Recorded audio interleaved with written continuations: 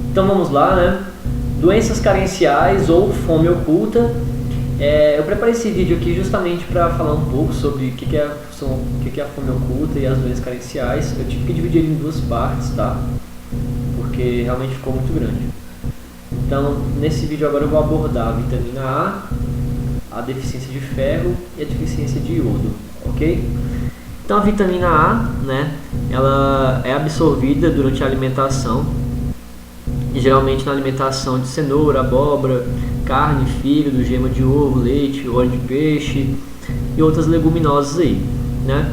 As suas propriedades foram descobertas lá no Egito. Eles viam que algumas pessoas que tinham uma cegueira noturna, né, curavam-se dessa doença a partir do consumo de fígado, certo? E por que o fígado está envolvido nessa história? Por que o fígado é tão rico assim, né, em beta-caroteno, que vai ser transformado em vitamina A? Simples, o fato de que quando você consome carotenoides, né, seja o alfa ou beta-caroteno ou outro tipo de carotenoide, ele vai ser metabolizado no fígado e ser transformado em vitamina A. Então o fígado está realmente participando aqui ativamente do processo de metabolização da vitamina A, beleza? Geralmente, quais são os sinais e sintomas de quem tem essa falta de vitamina A, né? Geralmente aquela pessoa que fica doente, aquele paciente que fica doente toda hora, ele se queixa de ficar várias vezes durante um mês gripado, ou com alguma infecção respiratória, ou algum outro tipo de infecção. O paciente ele também vai se queixar de ter uma diarreia crônica, uma diarreia grave, né? Ele vai se queixar também de uma sensação de que o olho dele fica sempre seco, que a gente chama isso aí de xeroftalmia, certo? E essa xeroftalmia, ela pode ser observada no exame físico do paciente, quando você vai olhar a cabeça e o pescoço dele, a perda do brilho do olho, certo? Então, pela falta de lubrificação ali, ele perde o brilho, tranquilo? Além disso, a cegueira noturna, que é bem famosa, assim, a falta de vitamina A da cegueira noturna, certo? E as complicações, quais seriam as complicações? A gente tem as manchas de Bitot, ou Bitot, né? São manchas brancas que a gente pode encontrar no olho também, observando isso no exame físico. E a querotomalácia, né? O que seria a querotomalácia? Seria a ulceração, né? Então seria tipo uma complicação dessa falta de vitamina A que vai causar úlceras ali na região ocular. E essas úlceras podem causar uma cegueira irreversível, beleza? Então esses são os sinais e sintomas da falta de vitamina A. O tratamento ele é bem básico, ele é meio óbvio, né? Seria a reposição dessa alimentação, né? Como forma preventiva seria o que? Orientar aquele paciente a consumir alimentos ricos em vitamina A, ou seja, cenoura, abóbora, né? Carne, fígado principalmente, a gema do ovo, aqueles outros alimentos que eu já tinha citado antes. Ou no caso do paciente que já tem essa deficiência, já está apresentando sintomas, a gente vai fazer a suplementação dele, né, com a megadose, de acordo com o PNSA do Ministério da Saúde. Lá eles orientam que em crianças, que é um grupo de risco gigantesco para ter, né, já lembra dos grupos de risco, né, que é criança, gestante. Então esses são os principais, idoso pode aparecer ou não, mas o que mais acontece aqui é falta de vitamina A em criança e gestante, beleza? Então a sua mega dose de reposição seria de 100 mil unidades internacionais nas crianças de 6 a 11 meses e nas crianças a partir de 12 meses e nas gestantes ou na puérpera, né? A gente pode fazer a dosagem já nessa mulher adulta igual a da criança acima de 12 meses, que seria de 200 mil unidades internacionais. E a prevenção seria fazer uma reposição na alimentação, né, orientar aquele paciente quais são os alimentos que são ricos em vitamina A, né? O Ministério da Saúde em sua cartilha também orienta o paciente a plantar alguns deles em casa, mesmo no quintal, estimulando aquela alimentação saudável, tranquilo? Em relação à deficiência de ferro é o seguinte: o ferro é importantíssimo para montar aqui a estrutura, né, dos eritrócitos, né, que seria o grupo vermelho do sangue, tranquilo? Vale lembrar que ele é constituído de hemoglobina, né, que é uma proteína aqui, são 4 hemoglobinas associadas a uma hemácia. O que é uma hemácia? É uma célula nucleada, certo? E com esses dois juntos, agregados aqui aos átomos de ferro, certo? eles são capazes de fazer o transporte de gases dentro do seu corpo, seja de gás carbônico ou de oxigênio. Fixando-se aqui no oxigênio em si, lembra que o oxigênio está totalmente ligado ao metabolismo de carboidratos, né? No qual você vai pegar uma glicose mais oxigênio e produzir o que? CO2, água e ATP. E lembra que esse ATP ele é a energia do nosso corpo, certo? Então, com a falta desse ferro, a gente vai faltar o transporte de oxigênio e, por consequência, a gente vai faltar também a produção aqui de ATP, beleza? Fique com isso na cabeça. Geralmente, essa falta de ferro ela pode causar principalmente a anemia ferropriva, ou seja, privação, tranquilo, de ferro. Então, a anemia ferropriva é 50% causada aí pela essa deficiência de ferro, tranquilo? Alguns fatores determinam os pacientes, aquele grupo de risco de pacientes que podem apresentar essa deficiência, né? Geralmente pacientes que apresentam parasitoses, então algum euminto ali que parasitou esse indivíduo pode estar causando, pode determinar, né, que esse paciente tem uma deficiência de ferro, né? O óbvio aqui da alimentação, então se o paciente ele ingere poucos alimentos que obtém ferro, né? Geralmente quais são os alimentos? Eu coloquei aqui, ó, no finalzinho, carne, algumas leguminosas, os grãos, né? Açúcar mascavo também, não coloquei aqui, mas ele é rico em ferro, tranquilo? Principalmente carne vermelha, tá bom? Então, há muitos pacientes aí que são veganos, né? Como eles não consomem carne, a carne é a principal fonte de ferro, acaba que eles têm muita carência de ferro, então é muito comum você encontrar um paciente aí anêmico, né? E ele ser vegano, beleza? Então a alimentação de ferro baixa é um determinante aí para causar essa anemia. A falta da amamentação, né? Lembra que o Ministério da Saúde ele diz que a amamentação deve ser exclusiva até os 6 meses e ser complementar até 2 anos de idade. Então, às vezes a falta dessa alimentação, seja por motivos socioeconômicos ou por motivos a própria criança não querer aceitar a amamentação e levar a mãe a ter que alimentar seu filho por fórmulas, isso pode causar uma carência de ferro, tá bom? O clampamento precoce, lembrando que o clampamento ele vai acontecer lá no cordão umbilical, né, do nenenzinho após o nascimento. Então tá aqui o tentativa aqui de fazer um bebezinho, e esse bebezinho tem aqui o cordãozinho umbilical dele, né? Lembra que quando a criancinha nasce, certo? Ele deve ter um contato direto com a mãe por um tempo, né? Às vezes a mãe já tem a produção aqui de colostro e o bebê já pode... Minha mãe aqui ficou bonitinho. Ele já pode fazer com a amamentação, mas também por trocas hormonais, né? Então nasceu por parto normal, dá aquele contato do bebê com a mãe, sem fazer o clampeamento do cordão umbilical. Passou-se o tempo necessário, você faz esse clampeamento. Então o clampeamento precoce, né? Ou seja, interromper aqui o fluxo do cordão umbilical de forma precoce, pode acabar causando essa deficiência de ferro, até porque mesmo após o nascimento o cordão umbilical continua passando nutrientes aqui para o bebê, certo? Para o recém-nascido. Enfim, vamos lá. A introdução também precoce de alimentos para a criança, né? Entra nessa questão que eu falei da amamentação. Então geralmente a criança ela tem uma má aceitação e você tem que fazer uma introdução precoce aí de fórmulas para essa criança. Isso pode causar uma carência de ferro, até porque o aleitamento materno e o colostro em si, eles vão ter todos os nutrientes necessários para esse recém-nascido, certo? Então não tem que dar nada mais não, só em casos aí que tem a necessidade. Então a gente tem que saber usar a fórmula que a gente vai fazer e tal, então corre o risco aí, beleza? Sinais e sintomas desse paciente que apresenta deficiência de ferro seria a fadiga. Por que fadiga? Lembra que aqui a gente fez, ó, se eu tenho ferro faltando, eu vou fazer pouco transporte de oxigênio e vou produzir pouco ATP. E se eu tenho pouco ATP, eu tenho pouca energia. Se eu tenho pouca energia, eu causo o quê? Fadiga. Então essa fadiga acontece por causa da falta de ATP. Anorexia também são sinais e sintomas. Então geralmente aquela pessoa que tem a anorexia, ela está com falta de nutrientes, não só de ferro, mas como outras vitaminas, certo? Palidez de pele e mucosas, principalmente aí olho, gengiva, palma da mão. Então, geralmente, quando você vai fazer o exame físico de cabeça e pescoço naquele paciente, vale a pena você olhar sempre a mucosa, né?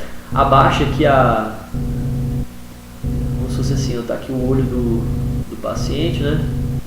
Então você abaixa aqui o olho dele para ver as mucosas, né? Então você vai vir aqui abaixar para ver as mucosas, também na boca, né?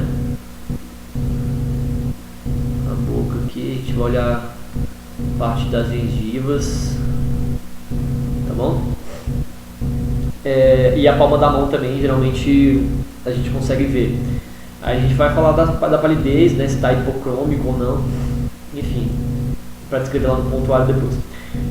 Dificuldade de aprendizado, seja psicomotor ou de linguagem mesmo. Então, geralmente aquele paciente, aquela criança que apresenta deficiência de ferro, ela vai ter um atraso escolar, né? Ela vai se queixar de estar sempre muito cansada, não consegue prestar atenção na aula. Aquele tipo de paciente que tem a deficiência de ferro, você já pode suspeitar. Então vai ficar apático, né? Justamente pela falta de energia mesmo, ele fica apático, aquele paciente que fica olhando pro além assim, sem reagir muito, certo? Pacientes também com, geralmente, gestantes e crianças de 6 a 60 meses, que apresentam a hemoglobina ali abaixo de 11 gramas por decilitro.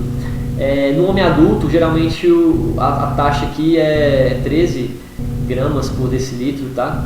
Mas gestantes e recém-nascidos, eles geralmente tendem a ter uma baixa aí de hemoglobina, mas se estiver abaixo de 11 ou 13, dependendo da referência, já é considerado uma anemia, tá bom? Outra coisa também interessante é que mulheres, elas perdem mais ferro do que homem, porque é o seguinte, nós temos uma capacidade alta de absorção de ferro, porém temos uma baixa capacidade de excretar esse ferro. Então, geralmente esse ferro ele é adquirido e armazenado em forma de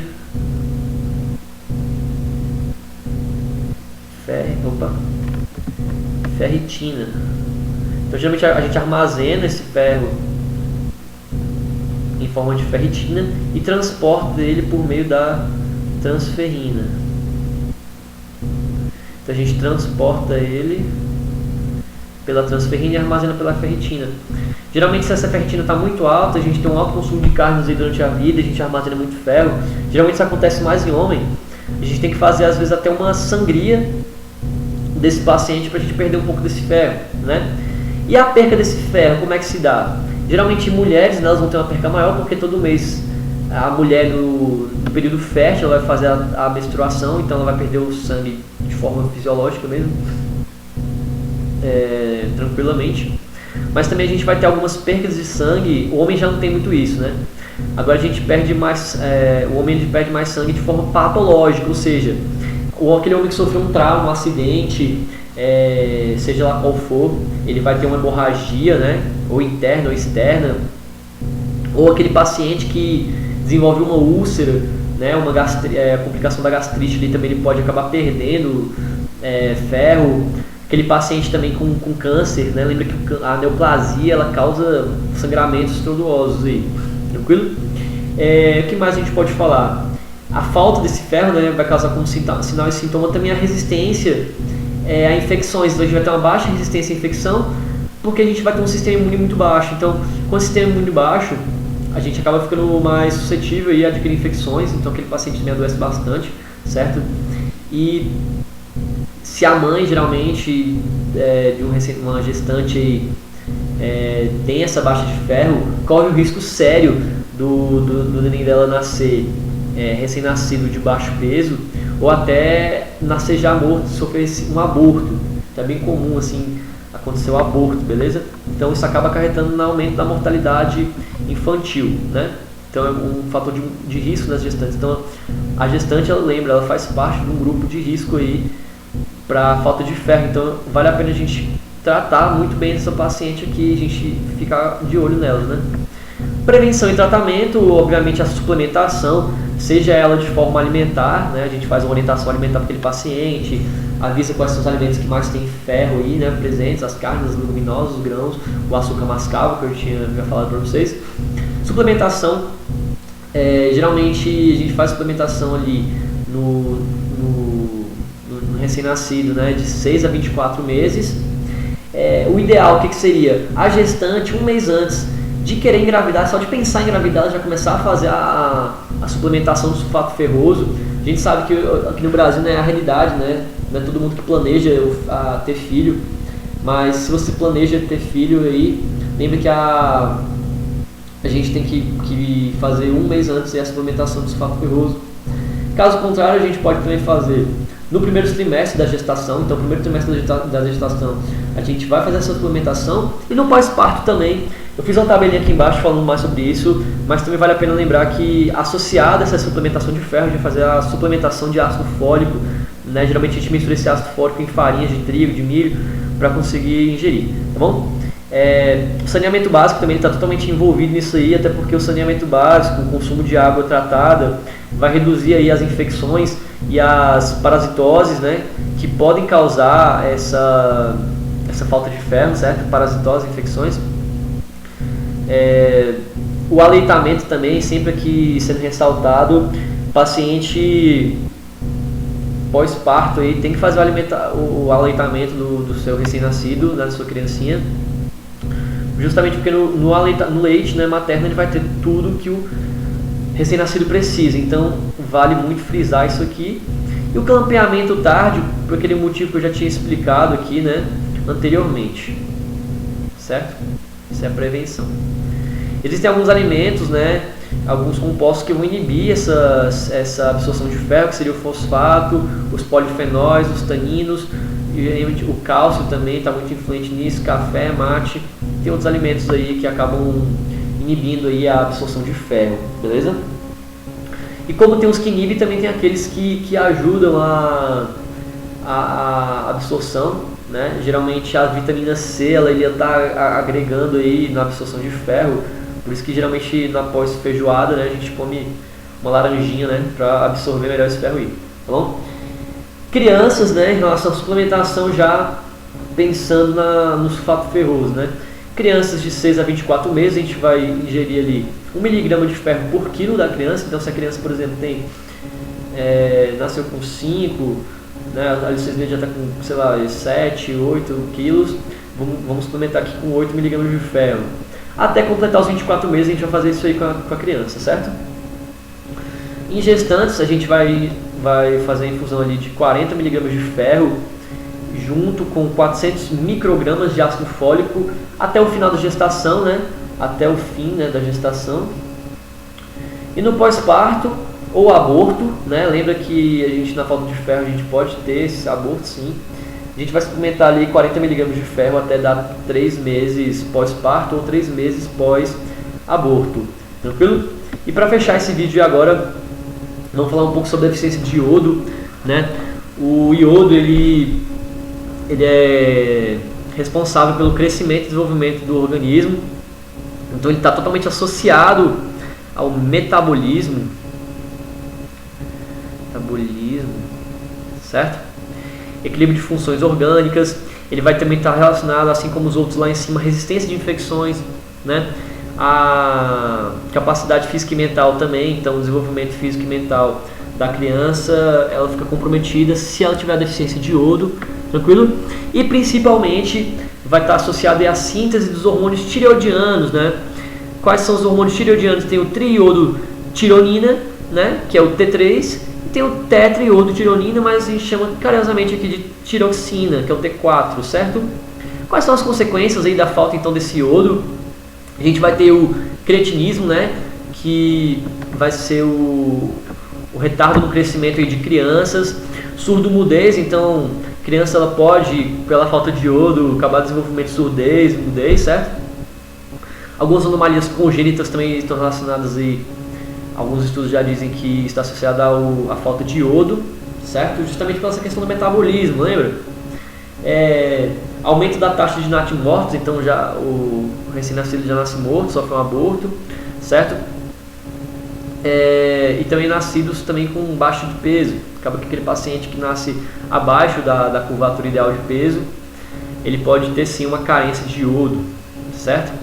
Além disso, também a gente vai ter alguns problemas gestacionais, aumenta o risco de aborto, como eu já havia citado, e mortalidade materna, tanto materna quanto infantil, tá bom? E um dos principais problemas aí que assolou o Brasil pela falta de iodo foi o tal do bócio endêmico, né? Tem um desenho aqui, o Jequinha aqui, tá o Jequinha feliz com seu pescoço normal. Lembra que aqui na região do pescoço a gente vai ter a tireoide, né? Lembra que o bócio está relacionado aqui à produção de hormônios tireoidianos. Então, na falta desse iodo, a tireoide ela acaba aumentando o seu tamanho, na intenção de tentar captar mais iodo e não conseguindo, né? Mas ela faz essa tentativa de tentar captar mais e acaba tendo essa forma aqui globosa na região do pescoço. A gente chama isso aqui de bócio endêmico pela falta de iodo, né? Então o que o Ministério da Saúde fez para intervir no bócio? Estava acontecendo demais, né? Eles resolveram pegar o sal, né, que é um alimento, um tempero, um alimento consumido no Brasil inteiro, né, e colocar iodo nesse sal, assim os brasileiros podem consumir o iodo a partir do sal de cozinha, né, que a gente chama do tal de sal iodado, né. Para isso, né, foi criado o Programa Nacional de Prevenção e Controle dos Distúrbios da Deficiência por Iodo, certo? Orientando, ele vai orientar, então, cria cartilhas para orientar os pacientes quais alimentos que são ricos em iodos. Então geralmente são alimentos de fonte marinha, né? Lagosta, peixe, alguns vegetais também, desde que aquele vegetal seja cultivado no solo rico em iodo. Também algumas carnes de ruminantes, leite e ovos de animais que pastam, né? Que fazem o consumo de algum produto aqui vegetal que seja rico em iodo também, tá bom? Então, esse Programa Nacional de Prevenção, ele orienta, monitora e também passa algumas orientações sobre o uso do sal iodado, né? Então, geralmente, o que a população faz? Compra o sal e coloca naquele potinho, né? O Programa Nacional do Ministério da Saúde, ele fala que deve permanecer o sal dentro da embalagem original dele, para manter a conservação. Esse sal também não deve ser colocado nem na geladeira, nem perto do fogão, então ele não pode ser submetido nem à umidade, nem algumas alterações de temperatura, né? Então ele deve ser mantido em um local fresco e dentro da sua embalagem original, certo? Então, esses aqui são algumas das carências nutricionais, certo? Vale lembrar então o que a gente tira disso tudo. A fome oculta, né? Por que esse nome fome oculta? É a mesma coisa que doenças carenciais, né? Carência de quê? De vitaminas, de outros eletrólitos que a gente não consegue ver, né? São micronutrientes. Então, porque, como assim? Geralmente você come uma carne, você sabe que está consumindo proteína, você come aquela gordura, você sabe que está consumindo lipídio, você come um pão, come uma batata, você sabe que está consumindo carboidrato. Mas às vezes as pessoas consomem esses macronutrientes, né? Carboidrato, lipídio e proteína, e não sabe o que tem vitamina o que, qual tem eletrólito X ou Y, né? Então, geralmente, a gente chama isso de fome oculta porque a pessoa está no estado alimentado, porém, ela apresenta carência nutricional mesmo assim, né? Então, é uma doença assim, que assola tanto países em desenvolvimento quanto países já desenvolvidos e superdesenvolvidos. Então, não tem muito a ver com a questão monetária aí, certo? Nos países subdesenvolvidos, tem a ver pela desnutrição mesmo. Então, o paciente tem desnutrição, ele vai ter carência não só dos macronutrientes, como dos micro também. E em países desenvolvidos ou superdesenvolvidos, justamente pelo fato daquela alimentação dinâmica, né?